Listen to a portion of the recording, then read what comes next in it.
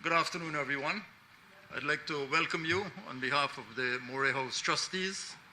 The chair of the trustees is Ms. Isabel DeCaries, who is overseas, and she's asked me to chair and to moderate the session this afternoon. For those of you who haven't been here before, this is the residence of David DeCaries and his family. And when he passed away, the family decided to make this facility available to us under the auspices of a Moray House Trust.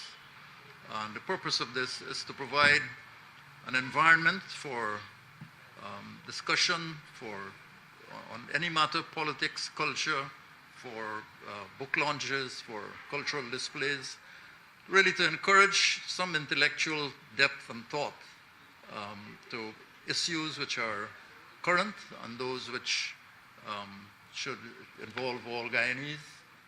Redundancies on the scale recently experienced in our sugar industry are likely to create significant and enduring challenges, not just in the sugar belt communities, but in the wider economy and society. In other words, when the labor force contracts as quickly as it has, the effects will be extensive and extended. Studies of similar events elsewhere, and the closure of coal mines in the early 1990s in the United Kingdom, in Romania, Russia, and the Ukraine, and the closure of the Coroni 1975 Limited Sugar Estate in Trinidad in 2003, suggest that strategies need to be devised for the short term, mid-term, and long term. Excerpts of these studies make very somber reading. The National Union of Mine Workers in the United Kingdom had this to say about the closure of coal pits, and I quote, "It is a difficult economic problem. From a wider perspective, there is a certain inevitability to the decline of the industry. But from a local and practical point of view, there is a tremendous personal cost. Perhaps the real UK government failure was not the refusal to keep the industry afloat, but that more could have been done to quickly promote economic regeneration and find new work for those who lost their jobs." End of quote. A study done by Michael Haney and Maria Shackleton of the closure of the mines in Romania, Russia, and Ukraine recorded, and I quote, "One of the most serious consequences of mine closure, even after more years of downsizing, is evident in all three countries. And that is the impact on communities. The three countries have in common problems not just of the quantity of jobs, but of the quality of jobs as well.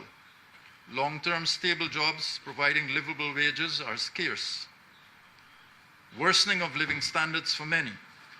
A qualitative change in the nature of employment with the emergence of informal, insecure forms of employment at low wages with few legal and social safeguards, and the emergence of groups that are particularly vulnerable in highly competitive markets." End of quote.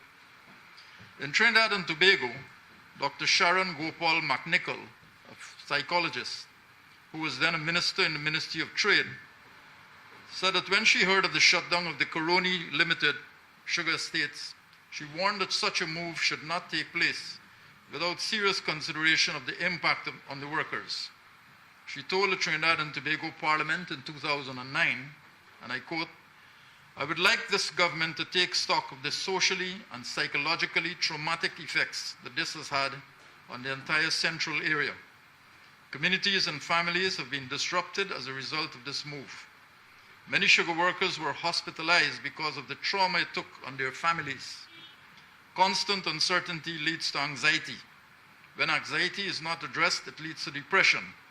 When depression is not addressed, it leads to anger, which is manifested in several ways." End of quote. Closer to home, we've had the experiences of the closure of the manganese mines at Matthews Ridge and its impact on Region 1, the downsizing of the bauxite industry and the impact it has had on Region 10. So there are lessons which we should have learned in our approach to the downsizing and redundancies in the sugar industry. Strategies need to be holistic, flexible, well-researched, and well-funded. Thus far, efforts to address the redundancies as being publicized have been partial and focused on the near term. It is not clear if midterm or long-term plans have been crafted. Moray House Trust's approach has been guided by three priorities. First, the need for strategic thinking in a crisis. Second, the need for a collaborative, non-partisan effort where expertise and ideas are sourced from all quarters. And third, the need to involve the communities directly affected by these redundancies in planning for the future. To this end, we've convened a panel with representatives from Gaisuko, Region 6 communities, the private sector, and local government to try to outline the scope of the challenge, to pool their ideas, and to work together on proposals. The strategies discussed by the panel will have three main areas of focus: taxation regimes for the affected region, a schematic for infrastructure development and rehabilitation, and a holistic approach to training and recruitment that builds on existing facilities in Region 6 and targets perceived skill shortages and opportunities in the job market. In the audience are representatives of the public, private sector agencies, local government agencies and communities, and individual consultants, some of whom unfortunately could not make this afternoon's event, but who have been involved with the lead speakers in providing inputs and advice for the presentations. As a trustee of the Moray House Trust, I've been asked to serve as chair and moderator, and I'm honored to do so. Moray House Trust views this initiative as the beginning of a conversation about how to respond to the crisis.